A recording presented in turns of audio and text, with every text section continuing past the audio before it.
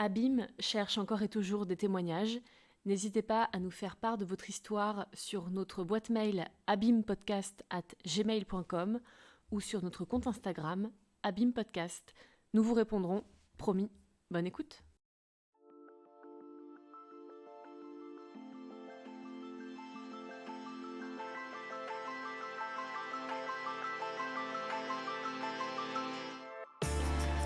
Bienvenue dans Abîme, le podcast qui parle de rupture amicale.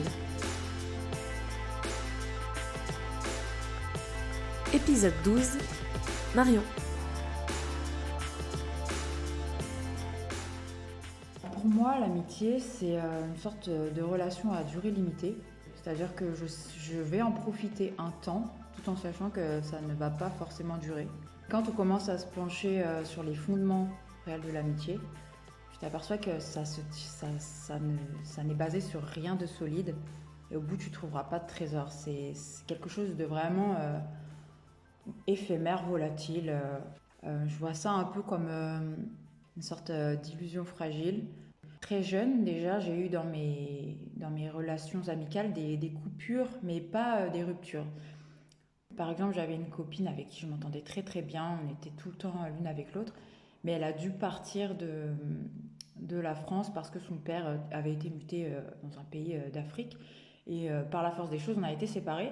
Mais c'est ma première expérience de rupture qui m'a conditionnée pour la suite, où je me suis dit, oula, attention, ne t'attache pas forcément trop parce que la vie peut te séparer des gens que tu aimes. Donc j'ai pas connu de décès, j'ai pas connu de tout ça, mais j'ai connu des absences nettes de personnes desquelles j'étais très liée et ça m'a tout de suite mise dans le bain.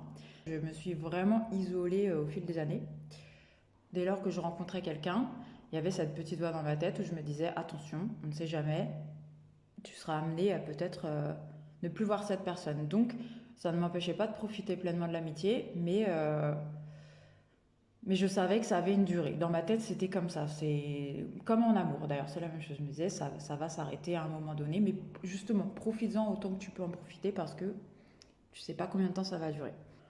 Mais ça m'a pas empêché de vouloir à chaque fois tisser une relation amicale très intense, quoi qu'il arrive. J'avais besoin de ça, d'une forte connexion avec mes amis, quels qu'ils soient. C'était quelque chose pour moi d'aussi important que les âmes sœurs. J'ai toujours préféré avoir une seule personne à mes côtés à qui je pourrais me confier, qui serait toujours là pour moi, et inversement bien sûr, avec qui on ferait tout ensemble et qui serait à mes côtés pour toujours, une sorte de bouée presque, de piliers, de personnes sur qui je pourrais me reposer et en qui j'aurais toute confiance. Donc c'était un peu mon objectif amical. Je donnais énormément sans attendre en retour et j'étais très présente au moindre appel, je répondais, je me déplaçais. De mon côté, je ne demandais jamais d'aide ou je n'appelais pas au secours ou je ne... J'étais d'abord la personne présente et puis maintenant ça s'est inversé. Donc à l'heure actuelle, mon paysage amical, façonné par ces expériences passées, est assez réduit, mais par ma volonté. C'est-à-dire que quand quelqu'un me donne quelque chose, il va falloir que je donne en retour. Je n'ai plus du tout envie d'être dans une amitié engageante où je dois être là pour les gens parce que je n'ai plus envie de m'investir dans une relation et d'être présente pour quelqu'un, sachant que je ne veux plus donner parce que je n'ai plus envie qu'on attende quelque chose de moi en retour.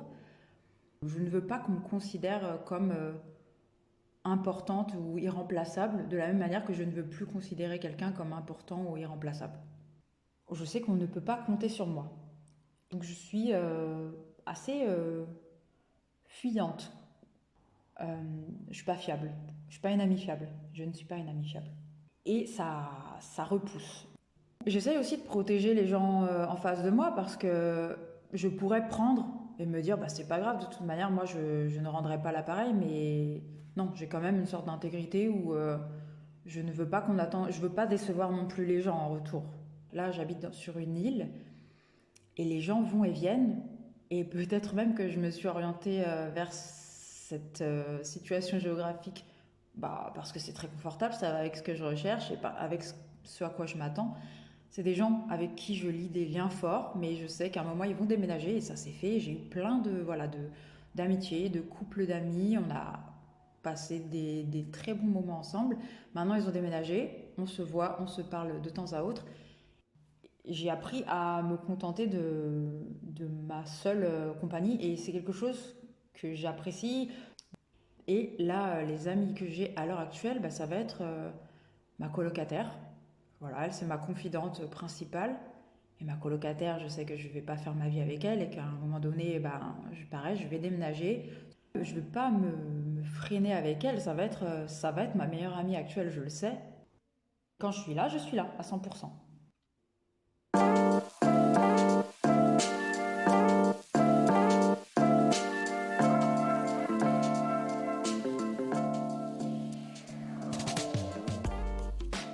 On s'est rencontrés au collège, on était dans la même classe. Quand je suis entrée en sixième, j'avais déjà mes amis du primaire avant. Donc j'avais ma petite bande de copains-copines, elle avait la sienne aussi, et donc on évoluait dans la même classe, mais on s'est pas rapprochés. Il n'y a pas eu d'alchimie, il n'y a pas eu d'attraction particulière. C'est pas une fille qui me donnait envie. On a des têtes qui nous reviennent ou pas, et la sienne ne me revenait pas plus que ça. Enfin, j'étais pas attirée par elle. Et inversement. À l'école, j'étais très, très bonne élève, j'étais première de la classe, et souvent, il y avait des parents qui essayaient un peu de rapprocher leurs enfants qui avaient des moins bonnes notes vers moi pour que j'essaie de les aider dans leurs devoirs ou autres. Et du coup, je me retrouve invitée à sa fête d'anniversaire, ça boum, en plein après-midi. Et elle avait été forcée d'inviter des élèves, beaucoup plus élèves que ce qu'elle n'aurait souhaité, je pense. C'est sa mère qui avait un peu fait la liste, je pense. Et donc, nos mères décident un petit peu de nous faire nous fréquenter pour que je l'aide dans ses devoirs, enfin pour qu'on fasse nos devoirs ensemble. Sauf que ce qui s'est passé, c'est qu'on n'a pas du tout fait nos devoirs ensemble. On était sur la même longueur d'onde, mais c'était très inattendu, aussi bien pour elle que pour moi.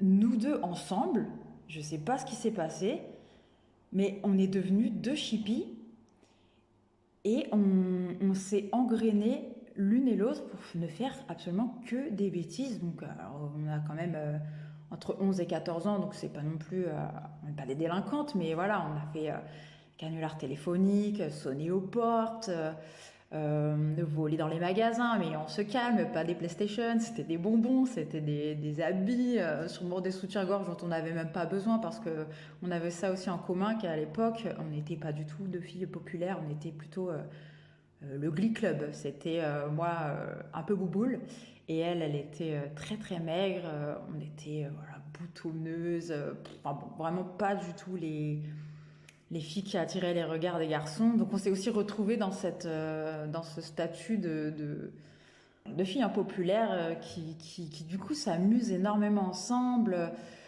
Bon, les bêtises ont augmenté avec les années parce qu'on a commencé à avoir de plus en plus de liberté. Au début, voilà, on était très encadrés, mais je me souviens qu'il y a même une fois où je me rappelle, on voulait de l'argent de poche, on a organisé une fausse tombola. On allait dans la rue, on demandait aux gens d'acheter des tickets et que si leur lot était, si leur ticket était sélectionné, on les recontacterait, qu'ils auraient le lot. Enfin, bon, c'était terrible. On inventait du matériel à acheter pour une MJC, donc on justifiait comme ça la tombe. Enfin, j'ai honte de ce qu'on a pu faire ensemble, mais c'était ridicule. Aller au Leader Price, on n'avait pas d'argent et on volait des bouteilles de Passoa ou de Manzana, les trucs dégueux qu'on a tous bu et on buvait un verre de ça, on avait l'impression d'être complètement bourré. On voulait faire comme les grands, on fumait, mais comme on n'avait pas de cigarettes et pas d'argent, on roulait du thé dans du papier. Enfin bon, j'ai un très bon souvenir de cette période, même si c'était des trucs complètement basiques. On appelait les esprits ensemble. Bon, on a failli avoir des problèmes, surtout que ses parents, à elle, donc je reviens là-dessus, étaient très sévères, étaient absents, mais quand ils étaient présents, ils étaient très très sévères. Elle devait se tenir à carreau. Donc il y avait vraiment deux personnes. Il y avait la personne que moi je connaissais et il y avait la personne qu'elle était face à ses parents. Mais moi c'était pareil, hein, j'étais aussi... je pense que si ma mère avait eu connaissance de nos agissements, j'aurais été beaucoup moins autorisée à la voir. Et ses parents étaient...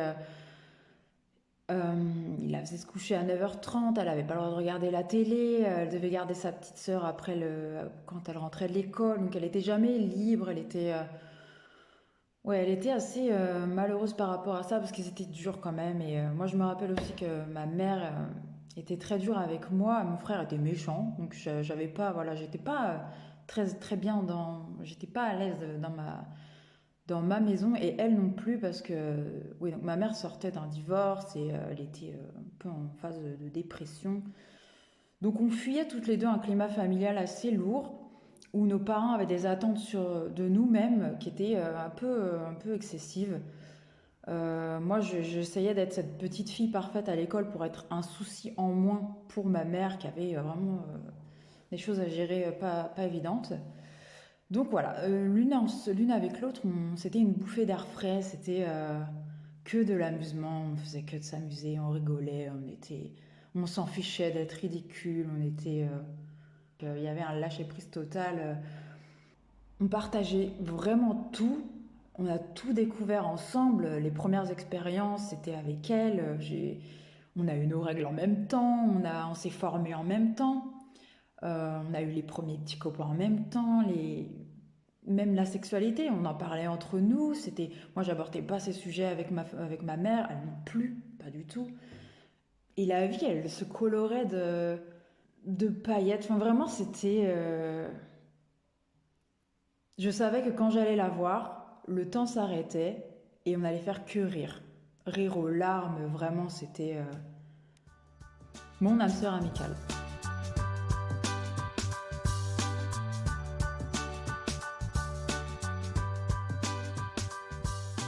Mais à partir de la troisième, j'ai intégré le lycée de mon côté et elle a intégré un autre établissement pour préparer un bac pro. Donc on était dans 2 villes et 2 établissements différents, mais on s'est retrouvés à habiter la même ville par contre.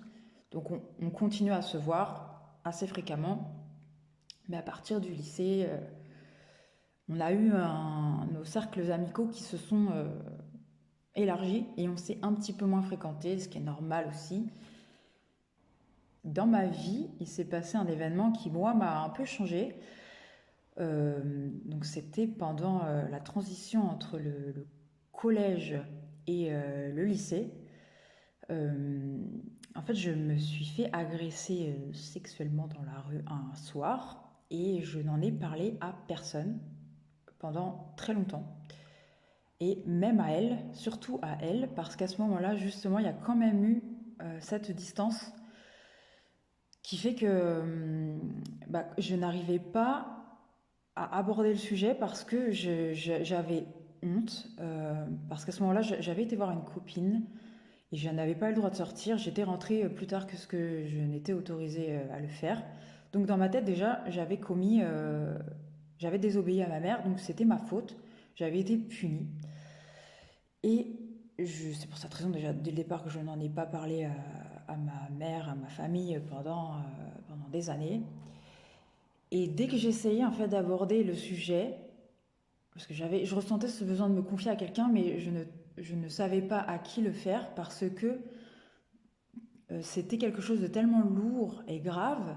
Et en face, les conversations que j'avais mais même avec elle, même avec n'importe quelle personne, c'était très léger à cet âge-là. Je me voyais pas placer ça dans une conversation et dès que j'essayais, je me disais que ça allait casser ce côté joyeux en fait et qu'il allait avoir une sorte de... Il n'y aurait pas d'égalité, je ne pourrais pas trouver quelqu'un qui va me comprendre. Je l'ai refoulé vraiment. J'ai commencé à avoir de gros problèmes alimentaires. J'ai eu des troubles du comportement alimentaire vraiment sévères. J'alternais des phases d'anorexie et de boulimie. Ce qui fait que j'ai pris énormément de poids, j'en ai perdu énormément. Elle me voyait changer. J'ai aussi énormément perdu pied à l'école. Je suis dû passer d'excellente élève à même pas mauvaise élève, mais en fait, je séchais tout le temps les cours, je n'allais plus à l'école. Quand ma mère partait travailler, je faisais semblant d'aller au lycée, et puis je retournais à la maison et je m'enfermais. Je me souviens qu'à cette époque, je jouais aux Sims toute la journée. Voilà, j'étais dans ma petite chambre, ma petite bulle, et je refusais d'affronter le monde. Donc mon refuge, c'était la nourriture et l'enfermement. Je n'en ai jamais parlé parce que je ne voulais pas que ce soit ce qui me définisse. Je voulais qu'on voit, j'essayais d'être la Marion qu'on connaissait, mais c'était vraiment, vraiment très, très compliqué. Et il y a eu donc une sorte de première coupure à ce niveau-là. Je pense pas qu'elle l'ait ressenti, mais elle m'a vu changer physiquement et dans ma façon d'être, parce qu'effectivement, bah, tout le monde le voyait. Je passais de très bonne élève à élève, à fille qui sèche, mais pourquoi elle sèche? Qu'est-ce qui se passe? Et donc, elle, j'imagine qu'elle a trouvé refuge, ou en tout cas des compagnies plus plaisantes que la mienne, euh, dans son cercle de copines du lycée. Et ce qui est normal, et du coup, je ne lui en ai pas du tout voulu, mais je voulais quand même, moi, qu'on continue à garder ce lien fort d'amitié. Donc, passe la terminale. Je n'ai pas mon bac, bien sûr. N'ayant pas mon bac, bah, les perspectives d'avenir, tout d'un coup, comme on nous l'a bien répété, et si t'as pas ton bac, tu vas faire quoi? J'ai tout de suite cherché à entrer dans la vie active, aussi pour fuir la maison que j'habitais avec ma mère, parce que là, pour le coup, ma mère et moi, on s'entendait très très mal, parce qu'elle ne comprenait pas ce qui m'arrivait, et que j'étais devenue un problème. Non seulement je vidais les placards à la maison, je ne pouvais pas racheter ce que je mangeais, j'avais pas d'argent de poche à cette époque, je ne travaillais pas bien à l'école, j'étais un boulet, vraiment c'était ça, et du coup je me suis sentie rejetée. C'était pas un refuge du tout chez moi, c'était au contraire, je voulais fuir aussi, ce qui n'était pas un cocon familial. Donc j'ai commencé à beaucoup sortir à partir du moment où j'ai travaillé, parce que donc j'ai trouvé un travail en tant que vendeuse dans un vidéoclub. J'avais aussi changé physiquement parce que j'étais devenue bah, une femme, donc j'avais des formes. Et en fait, ayant été assez bouboule dans mon adolescence, c'est vrai que je me découvrais un corps de femme que j'étais contente bah, d'exhiber. Malgré ce qui m'est arrivé, j'avais une sorte de... J'observais une sorte de pouvoir sur la jante masculine. Et c'était vraiment nouveau pour moi, assez grisant. Donc c'est vrai que je m'habillais un peu de manière provocante. Donc oui, des jupes courtes. Donc j'avais aussi cette attitude qui déplaisait à ma mère énormément. Elle reconnaissait plus sa fille. Et moi, je me cherchais. J'avais un peu repris le contrôle de ma vie. Il s'était passé 3 ans. J'avais de l'argent, je pouvais sortir, j'étais jolie. Voilà. Le seul problème, c'était il fallait que je parte de chez moi parce que c'était invivable. Ma meilleure amie donc, de l'époque, elle aussi, voilà, elle s'était formée. On était devenues vraiment deux jolies jeunes filles. On a officialisé bah, notre passage à la majorité et notre amitié. On s'est toutes les deux rendues à Paris ce jour-là. Moi pour me faire un piercing au nombril et elle pour se faire tatouer à la hanche. Simplement, le dessin, c'est moi qui l'ai fait. Donc je sais que à vie, elle a sur sa hanche ma signature, entre guillemets. Et on a commencé à beaucoup sortir. On allait à Paris, on prenait le train, mais à ce moment-là, on n'avait pas de permis. Donc on rentrait par le premier train, parce qu'on faisait la fête, on allait boire des coups, ou alors si on allait dans la ville à proximité, pareil, il fallait attendre le premier bus. Donc ça faisait rentrer tard, qui dit rentrer tard dit se faire engueuler par les parents. Donc c'était une sorte d'engrenage, plus on se faisait engueuler, plus on voulait s'extraire de ça. On voulait vivre, quoi. On voulait grandir, on voulait devenir adulte. Et puis j'ai rencontré quelqu'un, un garçon, puis très vite je suis tombée amoureuse. Il habitait vraiment tout proche de là où je travaillais et il m'a proposé de venir habiter avec lui. Étant donné que j'avais très envie de quitter la maison familiale, j'ai accepté et puis j'étais très contente. Puis en fait, je me sentais responsable, j'avais l'impression que ma vie allait dans le bon sens. Mais ce qui s'est passé, c'est que lui avait un comportement destructeur et il buvait énormément. Mais moi, je n'avais pas la notion de ça. Pour moi, il buvait de manière normale parce qu'en fait, je n'avais jamais été témoin de personnes plus âgées qui boivent. Donc pour moi, sa consommation d'alcool était normale. Mais très vite, il a commencé à me faire boire avec lui. Mais petit à petit, j'ai réalisé qu'autour de moi, non, les gens ne boivent pas autant. Et lui, c'était une personne très impulsive. En soirée, il pouvait s'énerver contre des personnes, se retrouver en cellule de dégrisement. C'était pas non plus un environnement très sain pour moi. Avec le recul, je m'en aperçois, mais sur le moment, c'était mon copain, c'était mon amoureux. Et voilà, j'étais bien avec lui et j'étais heureuse. Mais il commençait à disparaître, à partir un jour, 2 jours. J'avais plus de nouvelles. Alors il m'expliquait que c'est parce qu'il avait besoin de se retrouver seul. C'était un enfant de la DAS. Alors il me disait je vais voir des amis de mon enfance, mais je veux pas te mélanger avec eux parce que c'est pas des bonnes personnes, c'est pas des gens.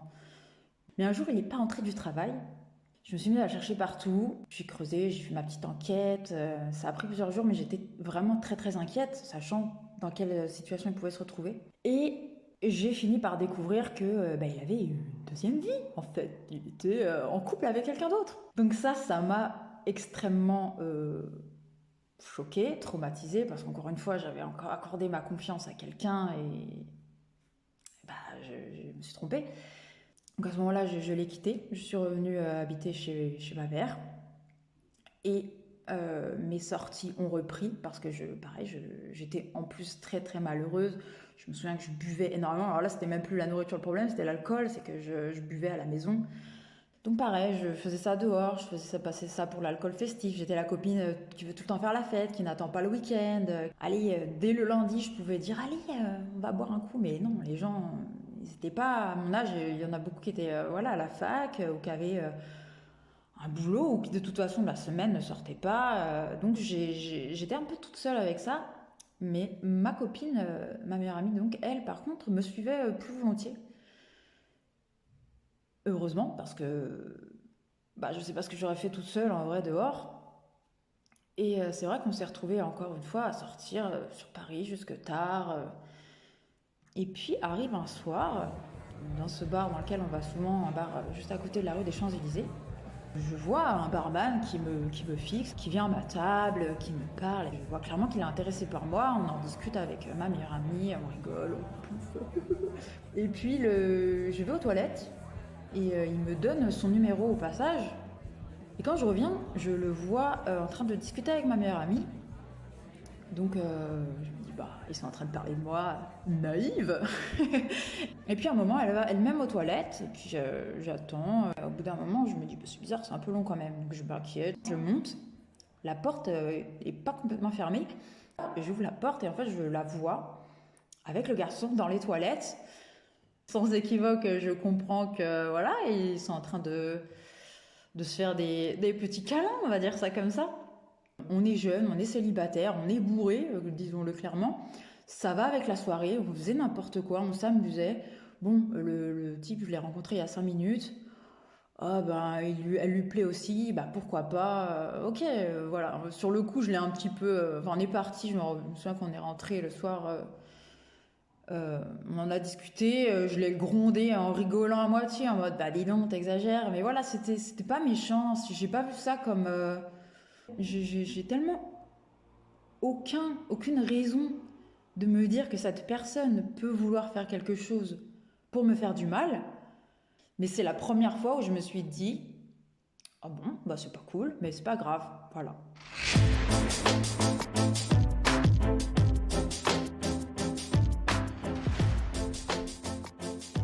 J'avais quitté mon emploi pour partir chercher mon copain de l'époque, et quand j'étais retournée chez ma mère, du coup, j'avais abandonné ce travail-là. Donc, je me retrouvais complètement dans mes anciens schémas que j'essayais de fuir. Donc, très vite, je me suis reprise en main et j'ai retrouvé un travail. Et à ce moment-là, c'était un travail dans la restauration. J'étais serveuse au Buffalo Grill de ma ville. Mais j'avais des horaires assez compliqués, la restauration. Je finissais très tard. Je me souviens que je partais des fois, je rentrais, il était... très tard, entre guillemets. Je rentrais chez moi, il était 23h. Mais la plupart des gens, quand on propose de se voir, c'est pas à 23h. Donc, Et je me rappelle donc qu'une amie me contacte et elle me raconte que en fait il y a un garçon qui a flashé sur moi quand elle lui a montré une photo. Et ce garçon, c'était quelqu'un qui moi-même m'avait toujours plu quand j'étais au collège. Il était une classe au-dessus, donc on ne s'est jamais parlé, mais je bavais littéralement dessus. C'était mon crush du collège. Quand elle m'annonce que ce garçon me trouve jolie, oh bah forcément je suis toute émoustillée. Et j'en parle à ma meilleure amie de l'époque. Je rencontre ce garçon. Il n'y a pas eu d'approche, on va dire, très tactile.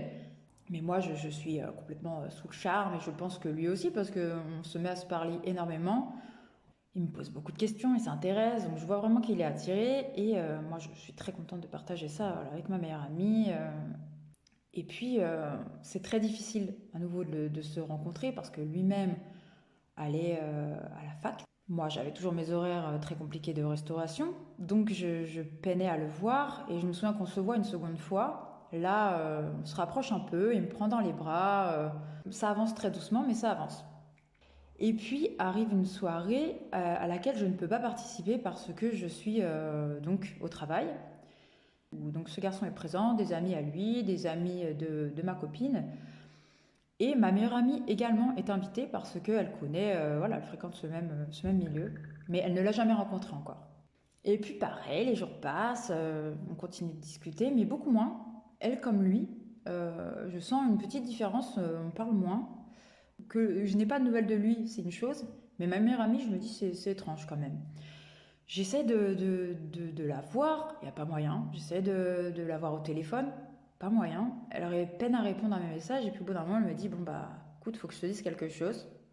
Et là, elle m'explique que bah, finalement, à la soirée, ils ont bien accroché, et qu'ils se sont vus en dehors, et qu'il y a eu une sorte de coup de foudre, et que bah, actuellement, voilà, ils se voient et bah, ils sortent ensemble.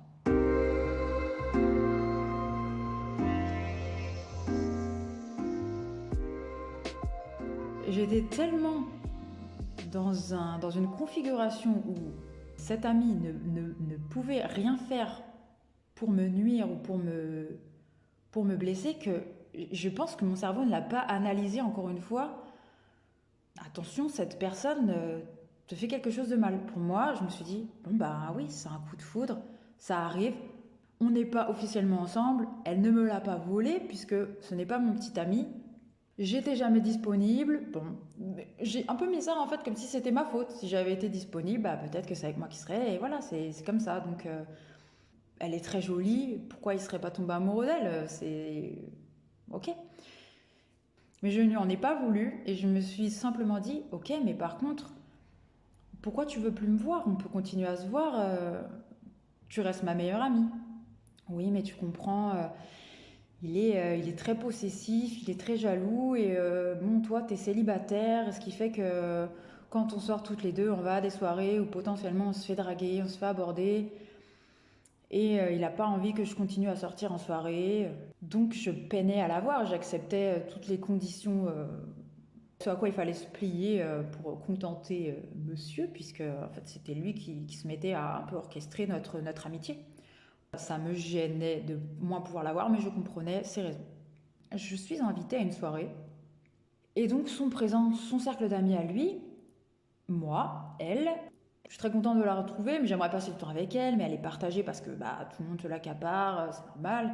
Puis à un moment, je suis en train de boire un verre avec quelqu'un, et donc ce garçon, son copain, vient me parler, et en fait, il avait bu un petit peu, et son comportement était pas très clair. C'est-à-dire on avait l'impression que, bah, comme il m'avait pas vu depuis la dernière fois où il m'avait pris dans les bras, on aurait dit qu'il s'était souvenu qu'il avait une attirance pour moi. À un moment, je me rappelle qu'il m'a portée. Je lui demandais de me reposer. Enfin, mais moi, j'étais assez gênée parce que je trouvais que c'était pas une attitude qu'un garçon a quand il est en couple et encore plus bah, quand c'est avec une amie à moi.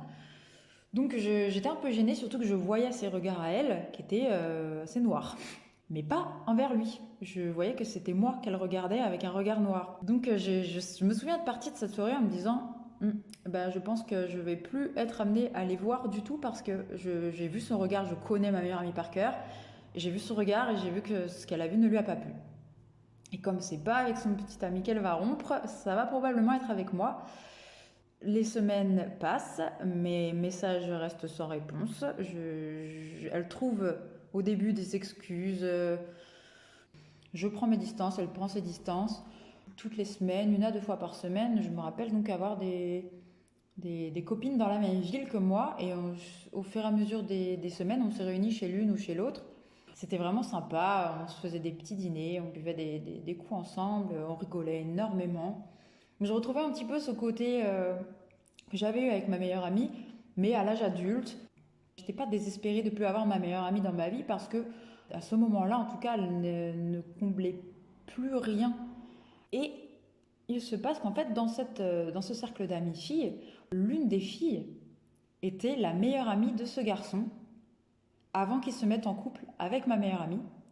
Et exactement pour les mêmes raisons que moi, elle a perdu son meilleur ami. Donc moi, je me rapproche de cette fille et du coup, on partage un peu voilà, cette éviction injustifiée. Mais j'apprends d'autres choses. Avant qu'elle soit évincée du groupe, elle a quand même fréquenté cette fille. Et ce qui s'est passé, c'est qu'il y a eu des soirées où elle me dit, mais tu ne sais pas, en fait, lors de ces soirées, tu étais le centre de la conversation. Ta meilleure amie, elle ne parlait que de toi, mais pas en bien. Pour assurer ses arrières, parce que finalement, à cette soirée, son petit ami, il s'est aperçu que j'étais très sympathique et qu'il n'y avait pas de raison de s'inquiéter, que j'étais une fille bien, que j'allais pas entraîner sa copine à draguer tout ce qui bouge. Donc elle n'avait plus forcément de raison de me repousser, il était prêt à me réinclure dans leur groupe. Donc qu'est-ce qu'elle pouvait faire pour empêcher ça, craignant que je sois réintégrée et que peut-être il ressente encore une attirance pour moi? C'était me ternir ma réputation, me créer une réputation qui n'était pas la mienne afin que on ne cherche absolument pas à m'avoir dans son sein, dans son cercle d'amis.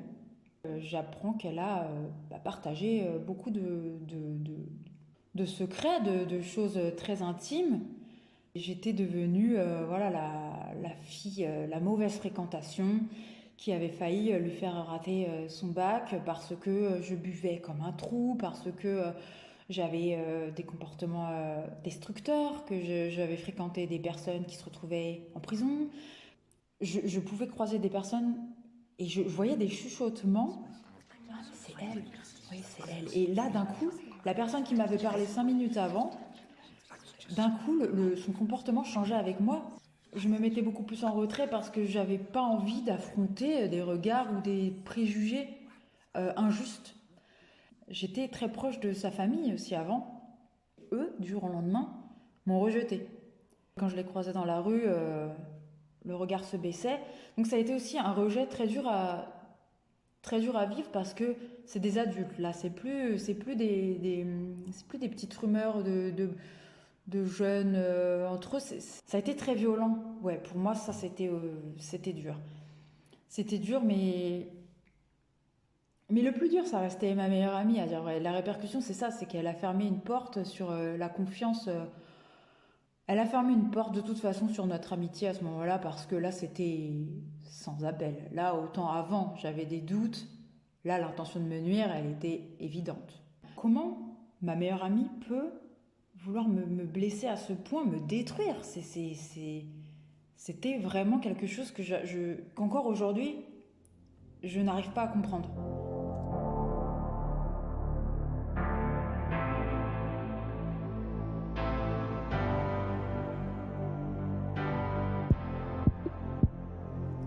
Quelques années plus tard, on s'est retrouvés par hasard à une soirée. Je ne m'attendais pas du tout à revoir ces personnes-là. Je vois la porte, je vois mon ancienne meilleure amie, je vois le garçon. On se regarde, stupeur, grand silence, personne ne sait comment réagir. Il y a ce souvenir qui fait écho de visage que je connais, visage de meilleurs amis. Donc on a envie de se sourire au début, puis après, oula, non, en fait, il y a eu cette histoire qui revient tout de suite en pleine face, comme un train, une porte qui se ferme sur soi, et là, on reprend tous nos visages de circonstances. Je quitte la pièce tout de suite. Le garçon qui m'avait invité me suit, me demande ce qui se passe. Je lui explique très rapidement. Tout le monde se rejoint dans le jardin. On se regarde et puis mine de rien, il y a quand même... ouais, l'alcool aussi fait qu'on est un peu mièvre. Il y a ce moment où on a envie juste de se rappeler de la personne qu'on aimait bien. Donc moi, n'étant pas en plus une fille rancunière, j'ai qu'une envie, c'est d'aller lui parler parce qu'elle m'a manqué, que je suis contente de la voir. Donc je me rapproche d'elle. Son copain se met entre nous deux, où il me fait une remarque, quelque chose comme alors toujours aussi folle ou quelque chose comme ça. Je ne me souviens plus. Quelque chose qui m'a moi tout de suite voilà, qui a replanté le décor. Et je me suis braquée et j'ai dit quelque chose d'agressif. Je me souviens plus ce que c'était, mais je me souviens que donc elle prend sa défense, lui prend sa défense. Je me retrouve face à eux deux à les insulter. Et un peu plus tard dans la soirée, je me recalme. J'arrive à l'attraper toute seule et je l'éloigne avec moi. Je lui dis viens, on va parler s'il te plaît. Elle accepte tout de suite parce que je pense qu'elle devait même pas s'attendre en fait à ce que j'ai cette attitude plutôt gentille, plutôt pas agressive. Je me mets à pleurer très rapidement. Je lui dis mais comment t'as pu me faire ça? Qu'est-ce qui s'est passé? Et elle-même, je vois des larmes dans ses yeux. Elle finit par me dire mais c'était l'année du bac, tu m'entraînais avec toi dans ta chute. Et je lui dis mais c'est pas vrai, c'était... Et je lui rappelle, et en fait je m'aperçois qu'à force d'avoir répété sa réalité, c'est devenu sa réalité, mais très certainement par confort. Ça a dû être beaucoup plus facile à elle à vivre cette trahison en se complaisant dans sa version, où j'étais celle qui était devenue un danger pour elle. Et je lui ai dit mais... Je lui ai rappelé toutes les choses. Je lui ai dit mais comment t'as pu me faire ça après tout ce qu'on a vécu, tout ce qui s'est passé, notre amitié. Et elle s'est excusée. Et je pense que j'avais besoin de ces excuses. On ne s'est pas revu ni reparlé en face à face. Mais à partir de cette explication, moi j'étais en paix déjà. On a gardé le contact. Je sais ce qu'elle fait de sa vie. On se parle régulièrement pour les choses importantes. Le point positif quand même, c'est qu'elle, aujourd'hui, elle est en couple avec ce garçon. Donc c'était quand même pas une histoire pour rien. Ils ont 2 enfants, ils ont acheté une maison, ils sont très heureux, ils sont très amoureux. J'avais discuté avec elle, je lui avais demandé si son copain était au courant des souvenirs qu'on avait, elle et moi. Et elle m'avait dit, mais non, pas du tout, il est bien trop possessif. S'il apprenait ça, il ne le supporterait pas. Et à partir de ce moment-là où j'ai compris qu'elle-même entretenait une sorte de flou sur notre amitié, là encore, j'ai vu une sorte de rejet où elle exclut un peu mon existence ou l'importance de mon existence dans sa vie. Là où moi, elle était totalement incluse à 100%. Et donc, ça me ramène à cette espèce de sensation où j'ai l'impression de tout faire pour qu'on m'aime et qu'au final, on m'aime pas. Et de la même manière que j'ai lâché prise avec mon père à pas comprendre pourquoi il m'aimait pas, alors que j'avais l'impression d'être la petite fille exemplaire, c'est la même chose. Tu m'aimes pas, j'insiste pas et puis au revoir. Mais moi, j'aurais donné tout ce que je pouvais, en tout cas, tout ce que je peux donner. Donc à quoi bon essayer de recréer ça avec quelqu'un d'autre? Et même avec elle, ça c'est peine perdue. Donc maintenant, je suis dans une démarche où je prends ce qu'on me donne, je donne ce que je veux, et puis je profite. Et je suis en paix avec cette amie. Je regrette simplement qu'on ait perdu ce qu'on avait. Mais ça restera pour toujours ma meilleure amie, parce que personne n'a réussi à la détrôner. Moi, ce qui m'amuse beaucoup dans l'histoire, c'est que malgré toutes ces rumeurs qu'il y a eu sur moi et cette vendetta, je m'amuse de me dire que chaque soir, quand ils allaient se mettre au lit, en tout cas, ils voyaient sur elle la marque, le tatouage signé de cette amie si horrible sur son corps. Et elle, c'est pour toujours. Je sais que quand elle se regarde dans le miroir, forcément, elle pense à moi. Et moi, c'est pareil, quand je vois mon piercing, je repense à elle, je me rappellerai toujours, voilà, notre amitié. C'est écrit dans le miroir, c'est écrit sur mon corps. Et le sien aussi. Donc ça m'amuse.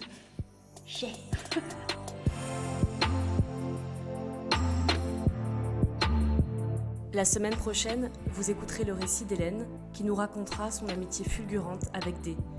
Une amitié qu'elle qualifie aujourd'hui de toxique et à laquelle elle a préféré dire stop avant qu'elle ne se fasse trop de mal.